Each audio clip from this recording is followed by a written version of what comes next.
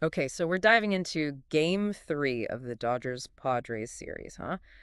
Gotta say, this one's got everyone on the edge of their seats. Yeah, no kidding. This NLDS has been a roller coaster.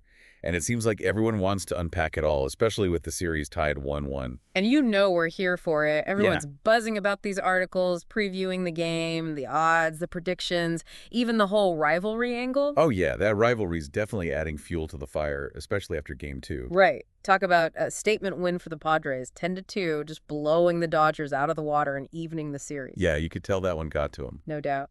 But now it's off to San Diego for Game 3, and suddenly it's a best of 3. And anyone who follows baseball knows that home field advantage can be a huge factor, especially in a series this intense. But before we get ahead of ourselves, let's rewind for a sec. For anyone who might have missed those first two games, what's the quick and dirty recap? Well, after dropping Game 1, the Padres came roaring back in Game 2. Like I said, a 10-2 beatdown, and suddenly the momentum shifted.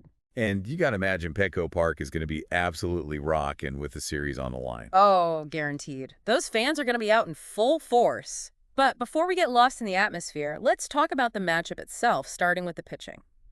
Walker Buehler gets the nod for the Dodgers, and on paper, he's a guy with a history of playoff success. Right, the guy's been there, done that in October, but Ouch. He's coming off a pretty rough season, to say the least. yeah, rough might be putting it mildly. A 1.6 record and an ERA over 5. Not exactly what you want to see from your ace. Though some folks are saying that back issue really messed with his mechanics. Makes you wonder if he's fully recovered, both physically and mentally, to handle the pressure of a game like this. Especially going up against Michael King, who's been lights out for the Padres since the All-Star break. Remember that wildcard game? Against Atlanta. Yeah, King was untouchable. 7 shutout innings, 12 strikeouts. Like he was playing chess and everyone else was playing checkers. That's not just hot, that's scorching. Exactly. And it's not like he was a fluke either. Yeah. He's been consistently great with a sub 2.50 ERA in the second half of the season. He even shut down these very same Dodgers a few weeks ago. So you've got Buehler trying to recapture some of that playoff magic, and King riding a wave of momentum. It's a classic duel of experience versus, Yeah, the young gun looking to make a name for himself on the big stage. But hey, baseball isn't just about pitching duels, right? Got to have some offense, too. And when it comes to the Padres, there's one name on everyone's mind. Fernando Tatis Jr., the guy's a walk-in highlight reel. And he's been especially on fire this postseason. 3 home runs already. Feels like he's relishing this whole rivalry thing. He does seem to play with an extra edge against the Dodgers. Speaking of, weren't you looking at some of the betting odds earlier? What's FanDuel saying about Tatis Jr.'s chances of going yard again in Game 3? Oh, yeah, I was just checking that out. They've got him at plus 320 to hit another home run. Given how Bueller's look, that might be a smart bet. Could be. But while everyone's focused on Tatis Jr., the Dodgers are hoping one of their big guns can snap out of it. You talk about Mookie Betts. Because, yeah, he's been stuck in a bit of a postseason slump. That's an understatement. The guy hasn't had a hit since last October. For a player of his caliber, that's almost unheard of. It really goes to show you how much pressure these guys are under. For sure. Even the best can start to press when the stakes are this high. And right now, it feels like Betts is trying to do too much, swinging for the fences every time. The Dodgers need him to relax and find his groove if they want to get back in the driver's seat. Especially with Freddie Freeman battling that sprained ankle. Right, he's been huge for them in the NLDS, but that injury clearly slowed him down in Game 2. And who knows if he'll be at 100% for Game 3. On the Padres side, keep an eye on Xander Bogaerts. Remember, he left Game 2 early. Oh yeah, with those cramps. That had everyone holding their breath. Thankfully, it seems like it was just a scare, and he's good to go for Game 3. But it just adds another layer of intrigue to this whole thing. It's like, on top of this already intense rivalry, you've got these individual narratives playing out. It's enough to make your head spin. And we haven't even gotten to what the experts are predicting for the outcome of all of this. So we're talking individual battles, a rivalry that's practically a powder keg. And now we're adding expert predictions to the mix. Sounds like we're in for one heck of a game. You said it. And get this, those expert opinions, they make things even more interesting. NBC Sports. They're all in on the Padres for Game 3. No kidding. What's got them so convinced? Well, they've got the Padres favored on the money line.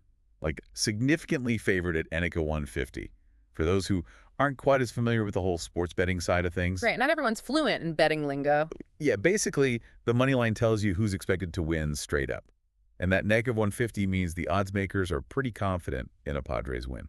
Interesting. So they're calling a Padres victory, but are they saying anything about the margin of victory? Actually, they are. They've got the Padres on the run line at -1.5, meaning they're predicting the Padres will win by at least 2 runs. Wow, they're really putting their money where their mouth is, huh? What about the over-under? Anything interesting there? Yep, they're leaning towards the over on the total runs, which is currently set at 7.5. Basically, they're expecting a high-scoring game, especially if both offenses wake up like we know they can. And let's be real, we've already seen some offensive explosions in this series. Game 1 was a slugfest, and even though Game 2 was a bit one-sided, those Padres bats were on fire. But you know what really adds another layer to all of this? That human element. This isn't just about numbers on a stat sheet. It's about passion, pride, and a rivalry that runs deep. Couldn't agree more. Stats and odds are one thing, but in those high-pressure moments, it often comes down to who can handle the heat and who crumbles under pressure. And in the Dodgers-Padres rivalry, let's just say things tend to get a little heated. We've already seen it firsthand. Remember Machado and Flaherty in Game 2, practically nose-to-nose? And don't even get me started on that benches clearing moment after Profar and Smith collided at home plate. Talk about palpable tension. You could feel the electricity in the air. These guys, they're playing for more than just a win. They're playing for bragging rights. To prove who rules the roost in this rivalry, and with Game 3 at Petco Park, where the Padres have been practically unbeatable this postseason. Oh man, get ready for an electric atmosphere. I can only imagine those Padres fans are going to bring the noise, which makes me think, when you really boil it down, this series hinges on one big question. It's all about which team can handle the pressure, right? We can talk about pitching, we can break down the hitting, we can even analyze the betting odds till we're blue in the face. Yeah. But at the end of the day, When it's all said and done, it's about who can stay cool under pressure. absolutely. Talent can only take you so far, Yeah. especially in a series like this. Every single pitch, every at-bat, every decision just feels amplified. That mental game, it can make or break you. You got to have that mental toughness. Oh, sure. It's like they say, pressure can either burst pipes or make diamonds. I like that. And right now, both these teams, they're feeling the pressure cooker. Oh, yeah. Big time. So for everyone watching Game 3 tonight, here's a little something to keep in mind. Look beyond the stats. Look beyond those flashy highlights. Pay attention to the little things, the body language, Exactly. who looks tense, who looks loose. You can tell a lot about how a team's handling the pressure just by observing. Oh, 100%. Those little cues speak volumes. It reminds me of this one Dodgers-Padres game I went to a few years back. Bottom of the ninth, bases loaded, 2 outs, Dodgers clinging to a 1-run lead. Oh, no. The tension was unreal. Edge of your seat kind of stuff. And the Padres batter, I won't name any names, but let's just say he was known for being a bit of a hothead. Well, the guy completely lost it. Started chasing pitches outside the zone, ended up striking out to end the game. You could just tell the pressure got to him. It's amazing how quickly things can unravel when you let the pressure get the best of you. Right. 1 minute you're locked in, the next minute you're doubting every decision. And in a series this close, those... You'll never have the sacred stone. Oh, this you crazy mother...